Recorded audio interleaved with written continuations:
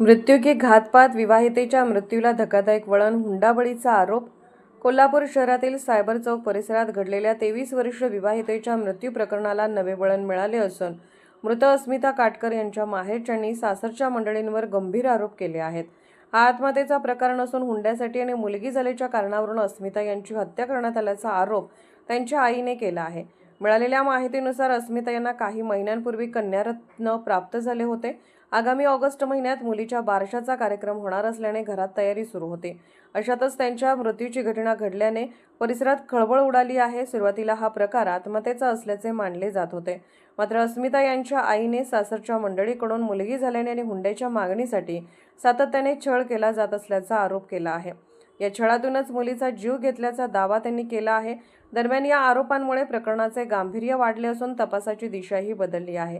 राजारामपुरी पोलिसांनी मृत्यूमागील नेमके कारण शोधण्यासाठी सखोल चौकशी सुरू केली आहे.